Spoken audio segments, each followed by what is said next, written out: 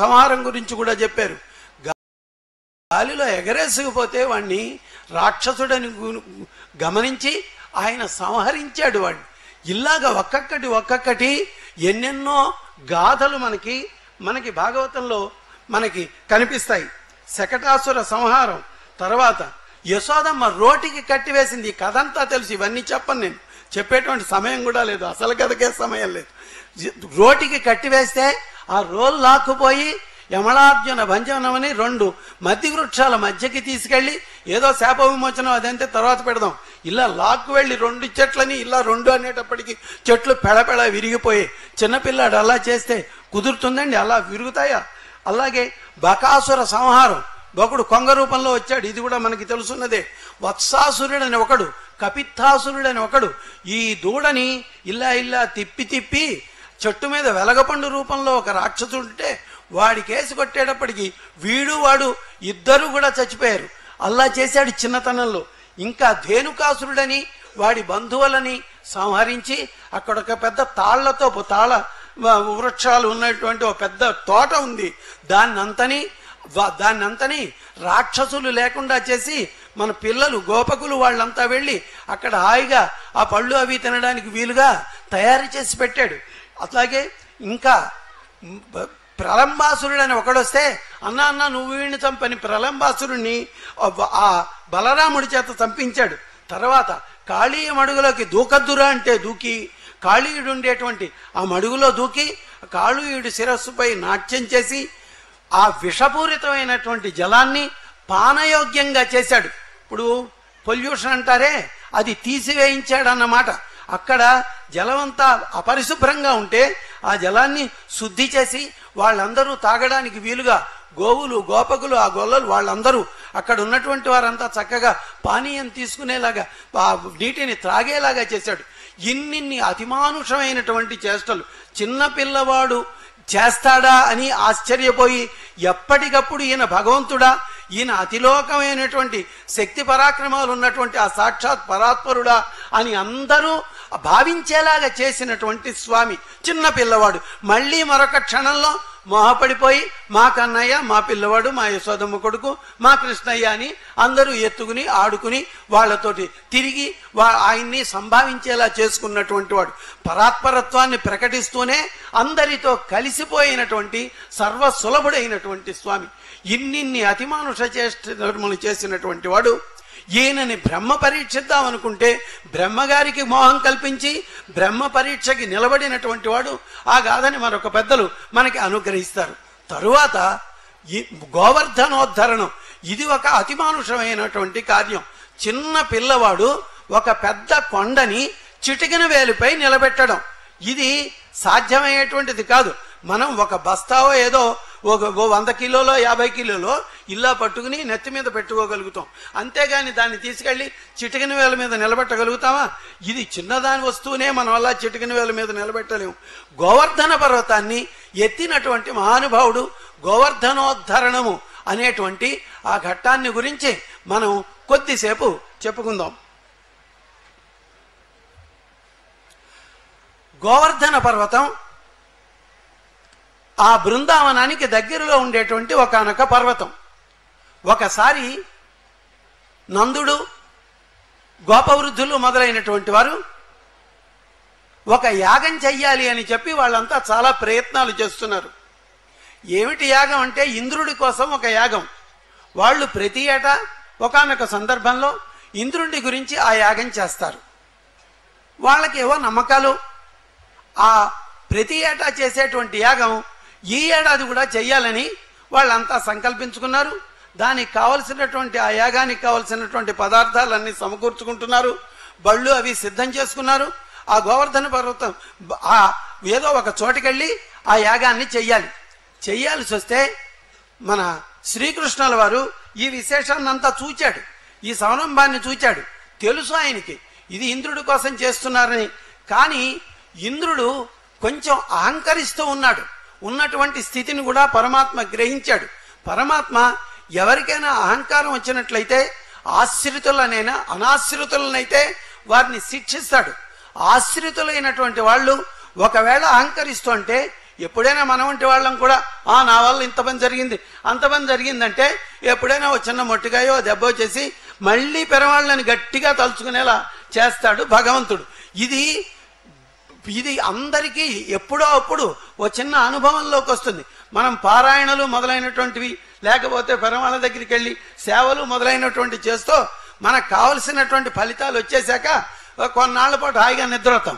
నిద్రపోవడమే కాదు, ఏమీ చెయ్యం, లేదు చేస్తాం కానీ ఉత్తుత్తిగా అలా ఇలా చేసేస్తాం. అలా కాక భగవంతుణ్ణి చక్కగా ప్రేమపూర్వకంగా ఆరాధన చేసేలాగా తన వైపు తిప్పుకోవాలంటే పరమాత్మ ఓ చిన్న శిక్ష ఏదైనా అంటే మనలో ఉండేటువంటి పాపాన్ని అనఘయన్ అంటారు దేశికులు, మనలో పాపాన్ని తొలగించడం కోసం ఆయన కూడా ప్రయత్నం చేస్తాడు. ఇది భగవంతుడు చేసేటువంటి ఒకానొక కార్యం. ఇంద్రుడు ఆశ్రితుడైనప్పటికీ ఆయన అహంకరిస్తూ నేనే పరమాత్మను, నేనే ఈ సృష్టి అంతా ఇలా హాయిగా ఉండడానికి కారణం అని అహంకరిస్తున్నాడని పరమాత్మ కనుక ఆయనకి తెలుసు. ఇక్కడ ఇంత చిన్న పిల్లవాడికి 7 సంవత్సరాల వయస్సుటప్పుడు ఇంత చిన్న పిల్లవాడికి ఆ జ్ఞానం ఎట్లా ఉంది అనకూడదు. పెరవాళ్ళు ఆయన సాక్షాత్తు భగవంతుడు, సృష్టి స్థితి లయకారకుడు. ఇంతకు ముందు చేసినటువంటి అతిమానుష చేష్టములన్నీ చూచినట్లయితే సాక్షాత్ పరాత్పరుడే ఆయన అని మనం గమనించుకోవచ్చు. ఆయనకి భావం కలిగిన తర్వాత ఆయన అనుకున్నాడు, ఎలాగైనా ఈ ఇంద్రయాగం మాన్పించేసి ఇంద్రుడికి కొంచెం శిక్ష విధించి ఇంద్రుడికి తన యొక్క స్వరూపం తనకి తెలిసేలా చెయ్యాలి అని భావించాడుట. సరే, అప్పుడు నందుల వారి దగ్గరికి వెళ్ళారు. నందుల వారు ఆ చుట్టుపక్కల ఉండేటువంటి పెద్దలందరి మధ్య కూర్చుని ఉన్నాడు. కూర్చుని ఉంటే ఈయన అడిగాడు, స్వామి నాన్న నాకు ఈ విషయం చెప్పండి, మీరంతా ఏదో పని చేస్తున్నట్టున్నారు, ఏం చేస్తున్నారు? కజ్జతాం మే పిత కోయం సంభ్రమో నా ఉపాగత కిం ఫలం కస్యోద్దేశ కేనవా సాధ్యతే మఖ.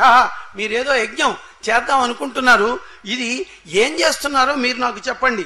ఈ వ్యవహారం అంతా, ఈ సంభారాలన్నీ కూర్చుకుంటున్నారు, ఈ ప్రయత్నాలన్నీ చేస్తున్నారు, ఎందుకు చేస్తున్నారు? మీరు ఏ యజ్ఞం చేస్తున్నారు? దీని యొక్క ఫలం ఏమిటి? దీని ఉద్దేశ్యం ఏమిటి? దేనికోసమని చేస్తున్నారు? ఆ ఫలం మీకు ఎవరిస్తారు అని ఇట్లా ఆయన కొన్ని ప్రశ్నలు వేశాడు. ఇది నాకు మీరు చెప్పండి, నాకు వినాలని కుతూహలంగా ఉంది. మన పిల్లలు కూడా మనం ఏదైనా పనులు చేస్తుంటే వచ్చి అడుగుతారు కదా. ఇది మామూలు ప్రశ్నలాగే అడిగాడు. చిన్న కృష్ణుడు 7 ఏళ్ల పిల్లవాడు నందుల వారిని అడిగాడు అని మీకు ఏమండి ఇది మంచి పని చేస్తుంటే ఇక్కడ ఒక చక్కటి మాట అన్నాడు. ఇప్పుడు 7 ఏళ్ల పిల్లవాడుగా మనం భావించకూడదు. ఒక విజ్ఞానవంతుడైనటువంటి ఆయన తన యొక్క పెద్దలకి వారు ఒకవేళ పొరపాటు చేస్తున్నారు కూడా, అందుకని వారికి కొన్ని విశేషాలు తెలియచెప్పడం కోసం అడిగినటువంటి విజ్ఞానవంతుడైనటువంటి కుమారుడు అడిగేటువంటి ప్రశ్న. ఈయన అంటాడు, నహి గోప్యం హి సాధూనాం కృత్యం సర్వాత్మనామిహ అస్తస్వ పరదృష్టీనాం అమితోదాస్త విద్విషాం అని చెప్పి, ఇదిగో పెద్దలైనటువంటి వారు, మంచి వాళ్ళకి, సాధువులైనటువంటి వారు, అందరినీ సమదృష్టితో చేసేటువంటి వారు మంచి కార్యాన్ని ఏదైనా చెబుతుంటే ఏమిటి చేస్తున్నారనండి అంటే దాని గురించినటువంటి విశేషాలు అందరికీ తెలియచెప్పాలి, దాని గురించినటువంటి మర్మాలు అందరికీ తెలియచెప్పాలి. ఒకవేళ ఉదాసీనంగా ఉన్నవాళ్ళు ఏదో చేసుకుంటున్నారులే అన్నట్టున్న వాళ్ళకి మీరు చెప్పకపోయినా పర్వాలేదు, ద్వేషించే వాళ్ళకి చెప్పకపోయినా పర్వాలేదు. కానీ సుహృత్తులైనటువంటి వారు ప్రేమపూర్వకంగా వచ్చి ఇదేమిటో తెలుసుకోవాలి, ఈ మంచిలో మేము కూడా పాలు పంచుకోవాలి అనుకునేటువంటి వాళ్ళకి, అటువంటి వాళ్ళ కోసం చక్కగా ఆ విశేషాలని తెలియచెప్పాలి.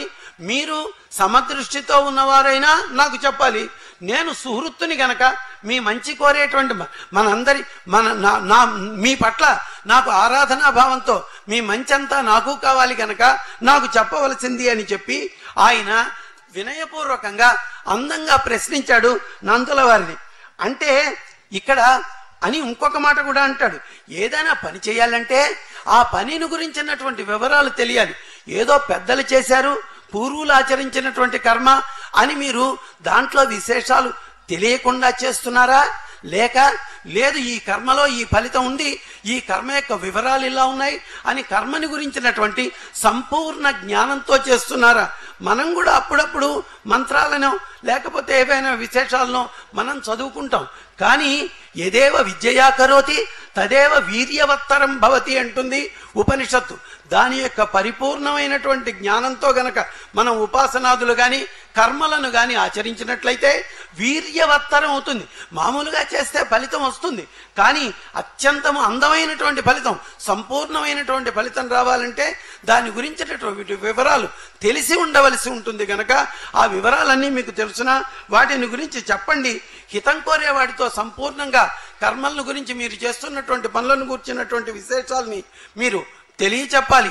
ఆలోచించి సరైన కర్మలు ఆచరించాలి అని చెప్పి మీరు శాస్త్రాన్ని అనుసరించి చేస్తున్నారా లేక లౌకిక ఆచారాన్ని అనుసరించి చేస్తున్నారా? తత్ర తావత్ క్రియాయోగో భవతాం కిం విచారిత. మీరేమిటి దీని గురించి ఆలోచించారా? అథవా లౌకిక తన్మే పృచ్ఛత సాధు పణ్యతాం. మీరు అందంగా నాకు తెలియచెప్పవలసింది అని చెప్పి వివరాల్ని తెలియచెప్పండి అని వినయంగా అందంగా ప్రార్థన చేశాడు మన కృష్ణస్వామి. బాలకృష్ణుడు 7 సంవత్సరాల వయస్సుతో ఉన్నటువంటి స్వామి.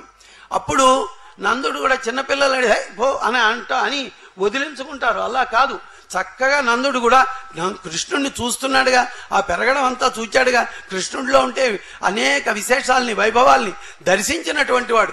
ఆయన అందంగా ఆయనకి సమాధానాన్ని చెప్పాడు. ఇదిగో మేము ఇంద్రుడి గురించి చేస్తున్నామమ్మా, ఇది ప్రతి ఏటా చేసేటువంటి ఒక యాగం. ఇంద్రుడు మనకి మేఘాలకి అధిపతి అయినటువంటి వాడు, మేఘరూపుడుగా ఉంటాడు. ఆయన యొక్క ఇంద్రుడి యొక్క స్వరూపాలే మేఘములు. ఆయన మేఘాల ద్వారా వర్షాన్ని వర్షిస్తాడు. మనకి కావలసినటువంటి వర్షం ఇచ్చేది, కురిపించేది మేఘాలకి అధిపతి గనక ఆయనే కురిపిస్తాడు. ఇంద్రుడు కురిపించేటువంటి ఈ వర్షముల ఆధారంగానే చక్కగా పంటలన్నీ పండుతున్నాయి. మన గోవులకు కావలసినటువంటి పచ్చగడ్డి అది లభిస్తోంది, మనకి పంటలు కలుగుతున్నాయి. వీటన్నిటికీ లోకంలో స్థావరములకు గాని జంగమములకు గాని కావలసినటువంటి సస్యవృద్ధి మొదలైనటువంటి వాటిని అన్నిటికీ ప్రాణాన్ని ఇచ్చేటువంటి వాడు ఇంద్రుడే. తమ యొక్క వర్షాల ద్వారా ఎండిపోతున్నటువంటి గడ్డి, ఎండిపోతున్నటువంటి చెట్టు, ఎండిపోతున్నటువంటి వృక్షాలు చక్కటి వర్షం పడగానే ఏమవుతాయి? చక్కగా చిగిరిస్తాయి కదా. అంటే ప్రాణమును ఇచ్చేటువంటి, అంటే ప్రాణం పోతున్నటువంటి సమయంలో ప్రాణాన్ని ప్రదానం చేసేటువంటి వాడు ఇంద్రుడే గనక ఇంద్రుడి కోసం అని చెప్పి మేము ఈ యజ్ఞాన్ని చేస్తున్నాం. ఆయన వల్ల మనకి వర్షాలు అవి పడతాయి, వాటి వల్ల ఫలితాలు వస్తాయి, పంటలు అవి పండుతాయి. ఇంద్రుడి వల్ల వచ్చినటువంటి ఆ ఫలితాల వల్ల ఆ పంటలు వాటిని తీసుకుని వాటితో మళ్ళీ ఇంద్రుడికి ఆరాధన చేస్తాం. ఈ యాగం చేసి మళ్ళీ ఇంద్రుడు ఇస్తాడు.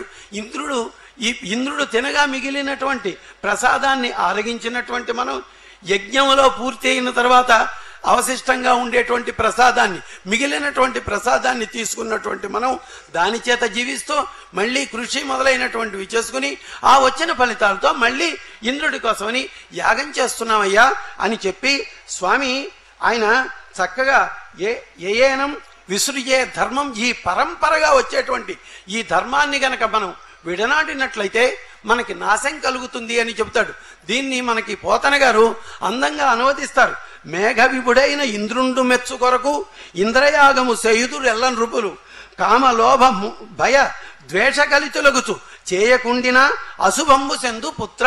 ఇదిగో మనం ఒకవేళ కామం చేతో లోభం చేత బానే ఉన్నాగా, ఇవాళ అన్ని కృష్ణుడు పుట్టాక ఒక గమ్మత్తు జరిగింది. అక్కడ బృందావనం అంత అక్కడ ఉండేటువంటిది పల్లేరుకాయలు మీరు అందంగా హాయిగా ఇక్కడ తిరుగుతున్నటువంటి వాళ్ళకి పల్లేరుకాయలు తెలియదు. పల్లేరుకాయలు గుచ్చుకుంటే చాలా నొప్పెడుతుంది. అక్కడ బృందావనం మొదట్లో అంతా పల్లేరుకాయలతో ఉండేది. అటువంటిది కృష్ణుడు రజానికి వెళ్ళిన తర్వాత ఆ పల్లేరుకాయలు పోయి చక్కటి పచ్చగడ్డి, ముఖమల్ పరుపులు అంటారే, మొత్తం అంతా పచ్చగడ్డితో, అది అలాగా చక్కటి పచ్చగడ్డితో నిండి ఉన్నటువంటిది. అటువంటి బృందావనంలో ఉండేటువంటి వాళ్ళు ఇలా ఉన్నాం కదా. కృష్ణుడు పుట్టిన తర్వాత ఎన్ని పాలు అంత నెయ్యి అంటారు. మనకి ఆండాళ్ళమ్మవారు తిరుప్పావైలో ఆ తిరుప్పావై వ్యాఖ్యానం చెప్పేటువంటి పెద్దలు పాలకొండలో ఎన్ని పాలో అంతా నెయ్యి వచ్చేదిట. అలా ఎక్కడో రాదు, కానీ అలా వచ్చేదిట కృష్ణుడు పుట్టిన తర్వాత. అటువంటి కృష్ణ ఇంత వైభవంగా ఉన్నాం అని ఒకవేళ మనం వాళ్ళు మానేసినట్లయితే, అంటే మనం వైభవంలో ఉన్నప్పుడు పరమాత్మని తలుచుకోవడం మనం మానేసినట్లయితే అన్నట్లుగా ఉంటుంది. ఇంద్రుడికి కనుక మనం చేయకపోయినట్లయితే, కామం చేత గాని, మోహం చేత గాని, లోభం చేత గాని, భయం చేత గాని, ఒకవేళ ద్వేషం చేత గాని మనం చేయవలసినటువంటి క్రియలను చేయకపోయినట్లయితే కాదు మనకి నాశం కలుగుతుందమ్మా, మనకి అపాయం ఏర్పడుతుంది అని చెప్పి, ఇదిగో నందుల వారు ఈ అందమైనటువంటి సమాధానాన్ని చెప్పాడు. అందుకని చేస్తున్నాం అన్నాడు. అప్పుడు కృష్ణస్వామి చెప్పాడు, బాలుడు కృష్ణుడు అయినా ఇంద్రుడి యొక్క గర్వాన్ని అణచడం కోసం, అతనిలో ఉండే అహంకారాన్ని అణచడం కోసమని ఒక చిన్న ప్రణాళిక. ఇంద్రుడు ఏమనుకుంటున్నట్టప్పుడు, నేనే ఇస్తున్నా వీళ్ళకి వర్షం, నా వల్లే వీళ్ళు జీవిస్తున్నారు అని భావిస్తున్నాడు ఇంద్రుడు. అటువంటి భావనలో ఉండేటువంటి ఇంద్రుడి భావనని తొలగించడం కోసం శ్రీకృష్ణ పరమాత్మ ఆ యాగాన్ని ఆపుజేయదలుచుకున్నాడు. ఆపుజేయడం కోసం ఆయన కొన్ని మాటల్ని చెప్పాడు. ఇవి చాలా అందమైన మాటలు, ఆధునికంగా ఆలోచించిన అందమైనటువంటి మాటలు, వేదాంతపరంగా ఆలోచించిన అందమైనటువంటి మాటలు. అయ్యయ్యో, మీరు ఇంద్రుడెవరో ఇస్తున్నారంటారేమిటి? అది కాదు, ఈ గోవర్ధన పర్వతం వల్లే మనం బతుకుతున్నామని చెప్పాడు. గోవర్ధన పర్వతం, ఇది మామూలు మాటల్లో 4 మాటల్లో చెప్పుకుందాం. గోవర్ధన పర్వతం చక్కటి వృక్షాలున్నాయి, వాటిల్లో ఔషధులున్నాయి, మంచి మంచి ఫలాలను ఇచ్చేటువంటి చెట్లున్నాయి. ఇవి కాక పచ్చగడ్డి పెరిగినటువంటి ప్రాంతాలున్నాయి. ఆవులు అవి వెళ్ళి అక్కడ మేస్తున్నాయి. గోవర్ధన పర్వతం ప్రాంతంలో ఉండేటువంటి ఆ గడ్డిని దానిని, అంటే ఈ గడ్డికి కారణం గోవర్ధన పర్వతం. దాని మీద ఉండేటువంటి వృక్షాల వల్ల వర్షాలు కురుస్తున్నాయి, మేఘాలు ఏర్పడుతున్నాయి. ఆ వర్షాల వల్ల మనకి కావలసినటువంటి పంటలు పండుతున్నాయి. అంటే ఈ వృక్ష సంపద వల్ల మనకి ఈ స్థితి ఏర్పడుతోంది. గోవర్ధన పర్వతంలో రకరకాల ఔషధులు ఉన్నాయి, వాటన్నిటినీ సేవించవచ్చు. ఫలాలున్నాయి, వాటి మీద పంటలు పండుతున్నాయి. వీటన్నిటి ద్వారా మనం బతుకుతున్నాం. అలాగే మనకి బ్రాహ్మణోత్తముల యొక్క ఆశీర్వచనములు, వారి వల్ల వారు మనల్ని బాగా ఉండమని దీవెన చేస్తున్నారు. అటువంటి బ్రాహ్మణోత్తముల వల్ల, అలాగే మనకి చక్కటి పాలనిచ్చేటువంటి గోసంపదల వల్ల, గోసంపద చేత, వీటి వల్ల మనం చాలా హాయిగా ఉన్నాం అని చెబుతూ, కర్మణ జాయతే జంతు కర్మణైవ ప్రలీయతే సుఖం దుఃఖం భయం క్షేమం కర్మణైవ అభిపజ్యతే. శ్రీకృష్ణ పరమాత్మ మనకి మొత్తం భగవద్గీతని చెప్పాడు. తర్వాత చాలా పెద్దవాడి కర్మ చెయ్యమని చెప్తాడు, కర్మ మానద్దని చెప్తాడు. అంటే భక్తి ఉంది కదా, ప్రపత్తి ఉంది కదా, మరొకటి ఉంది కదా, ఇవన్నీ కాదు. చిట్ట చివరి భగవద్గీత అంతా అయ్యాక అర్జునుడు నువ్వేం చెబితే అది చేస్తానన్నాడు. తర్వాత ఏం చేశాడు? యుద్ధం చేశాడు. అంటే ఏమిటి? యుద్ధం మానేసాయి, నేను అన్ని చూసుకుంటా అంటలే. అంత విశ్వరూపం చూపించినటువంటి కృష్ణ పరమాత్మ కూడా నువ్వు చేయవలసిన పని నువ్వు చెయ్యి, నేను నీకు ఉంటా అండగా అంటాడు స్వామి. అలాగా ఇక్కడ కృష్ణుడు ఆ మాటనే ఇక్కడ చిన్నపిల్లవాడిగా కూడా చెప్తున్నాడు. కర్మణా జాయతే జంతువు. మనమంతా ఇక్కడ ఒక్క 2 నిమిషాలు మాత్రం విచారించుకోవాలి. మనమంతా ఎలా పుడుతున్నాము అంటే మన యొక్క కర్మ సంబంధం చేత పుడుతున్నాము. అంటే కర్మ సంబంధం చేత పుట్టడం అంటే మనకిట, ఇది మళ్ళీ వేదాంతం అనుకోకండి, చాలా మామూలు మాటలు. మనకి అనాదిగా కర్మ అనేది మన ఆత్మతో కలిసి ఉంటుంది. కర్మ వాసన అని, కర్మ సంబంధం. దీనిని బట్టి స్వామి ఏం చేస్తాడు? ఒక్కొక్క చోట మనల్ని పుట్టిస్తాడు. కర్మ సరిగ్గా లేకపోతే ఏదో చెట్టుగానో పుట్టగానో పిల్లిగానో ఇంకో దానిగానో పుట్టచ్చు. అందమైనటువంటి కర్మలు చేసుకున్నట్లయితే అందమైనటువంటి స్థితిలో మనల్ని పుట్టించవచ్చు. అంటే మనం ఒకరు మామూలుగా ఉన్నారు, ఒకరు పెద్ద విజ్ఞానవంతులు గారు, ఒకరిని చూస్తే బోల్డ్ విజ్ఞానవంతులు, ఒకరు చాలా బీదవాళ్లుగా ఉన్నారు, ఒకళ్ళు చాలా ధనికులు, ఒకళ్ళు మామూలుగా చాలా సామాన్యంగా ఉన్నారు, ఒకళ్ళు చాలా సుందరంగా ఉన్నారు.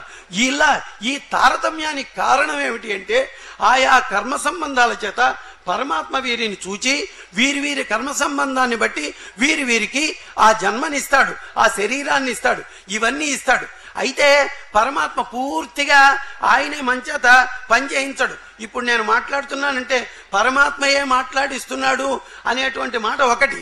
కానీ పుట్టిన తర్వాత మనకి కరణ కళేబరములు ఇస్తాడు. మనం చేసుకోవడానికి ఉపయోగించేటువంటి వస్తువులనిచ్చి, ఒక శరీరాన్ని ఇచ్చి, ఇంత చేసిన తర్వాత ఒక మంచి ఆచార్యుల్నిచ్చి, ఒక జ్ఞానాన్ని ఇచ్చి, ఇటువంటివన్నీ ఇచ్చిన తర్వాత మనకి పరిమితమైనటువంటి స్వాతంత్రాన్ని కూడా ఇస్తాడు. ఇక్కడ ఒక చిన్న ఉదాహరణ చెప్పుకోవాలి. చిన్నపిల్లలకి మనం ఒక యంత్రంతో పనిచేసేటువంటి ఒక ఆట బొమ్మని ఇచ్చాం. ఇచ్చి నువ్వు ఇలా ఆడుకోవాలిరా అని చెప్పాం.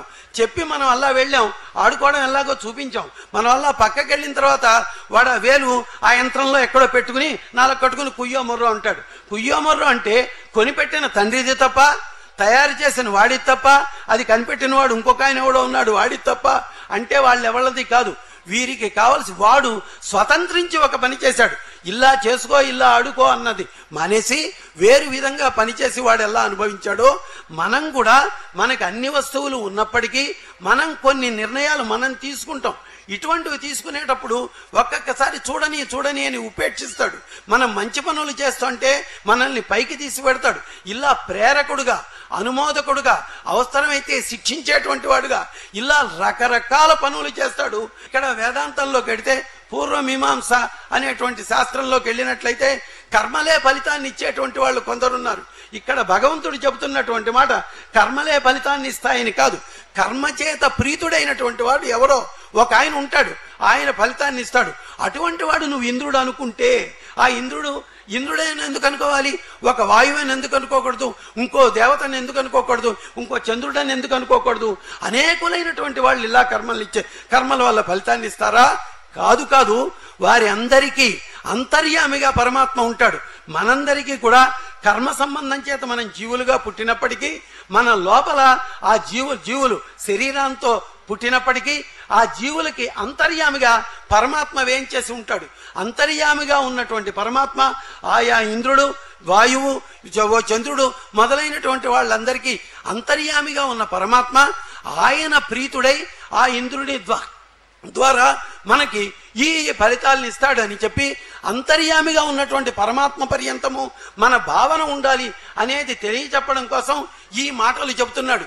చెప్పి ఇదిగో ఎవరో చేస్తారు, వాళ్ళ వల్ల రావటం లేదు, ఇదిగో మన చుట్టూ ఉండేటువంటి వీటన్నిటి వల్ల, ఇదిగో ఈ గోవర్ధన పర్వతం అంటే ఈ ప్రకృతి వల్ల, తర్వాత ఇక్కడ ఉండేటువంటి బ్రాహ్మణోత్తములు మొదలైనటువంటి వారు మనకి ఆశీస్సులు, మంగళాశాసనములు మొదలైనవి చేసి వారి వల్ల, తర్వాత ఈ గోవుల వల్ల మనం ఉన్నాం కనుక ఈ ముగ్గురికి మనం పూజ చేద్దాము.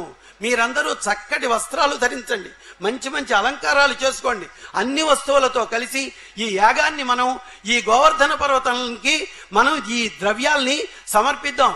బ్రాహ్మణోత్తములు వాళ్ళు హోమాదులు మొదలైనవి చేతురు గాక అంటే హోమాలు మానేయమన్నలే. ఇదంతా మానేసి గోవర్ధన పర్వతం దగ్గరికి వెళ్ళి ఆరోగ్యం పెట్టచ్చు కదా, నివేదన చేయొచ్చు కదా.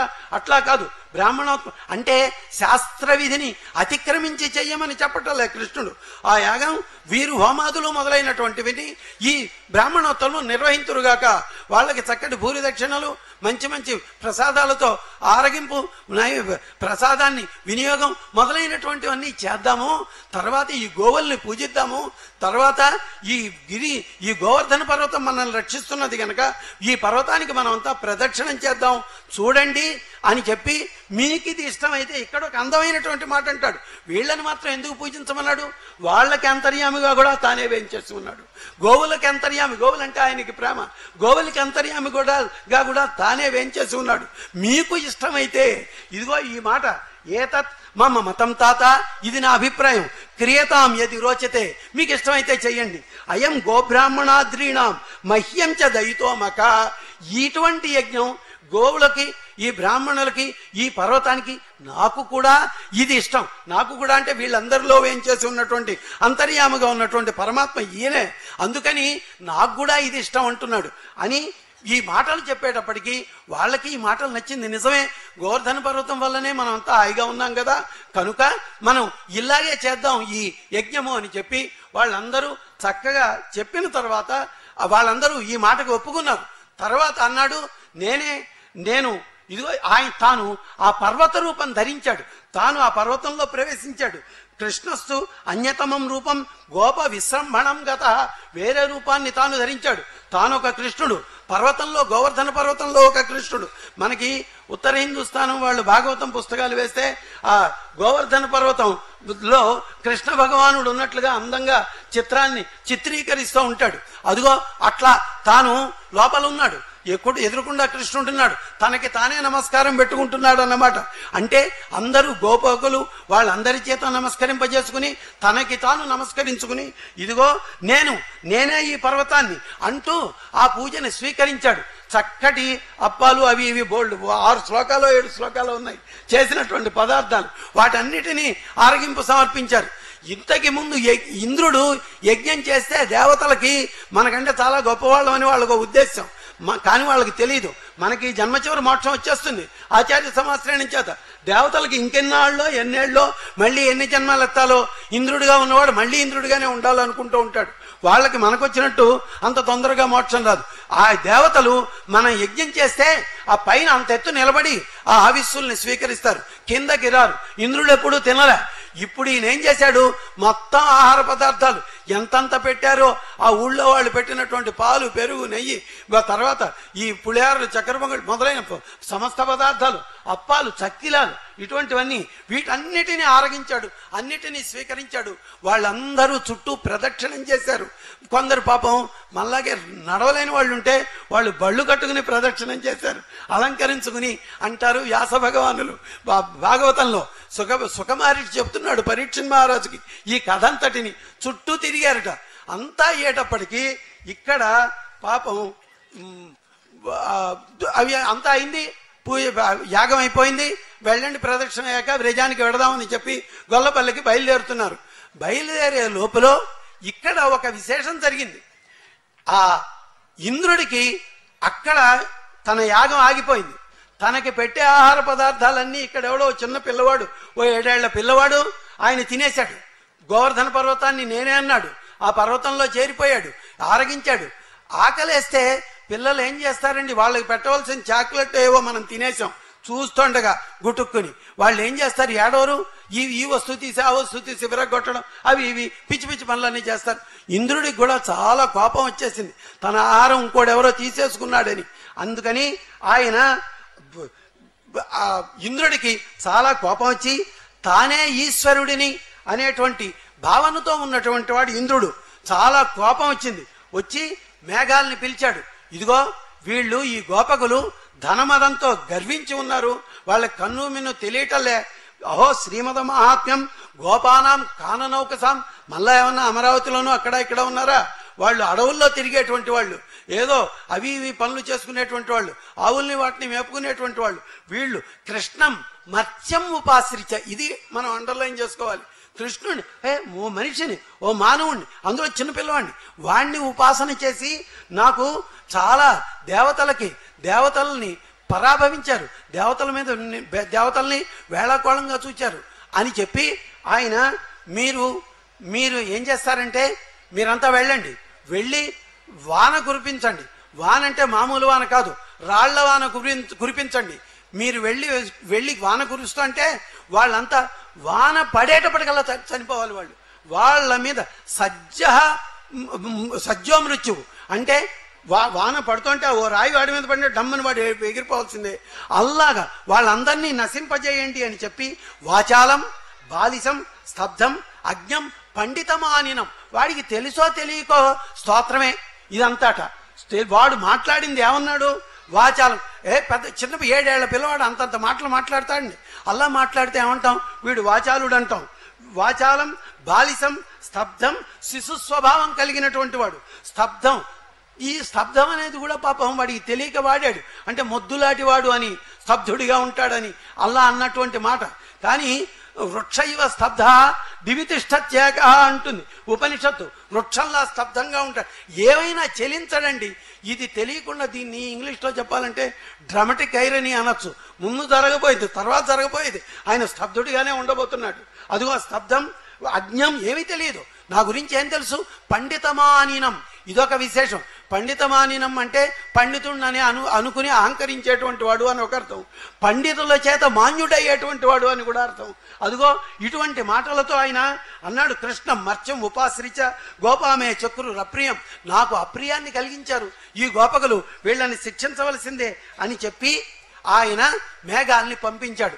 భగవద్ అనుగ్రహం, ఆచార్యానుగ్రహం, పెద్దల యొక్క అనుగ్రహం కలిగినటువంటి వాళ్ళు చాలా హాయిగా ఉంటారండి.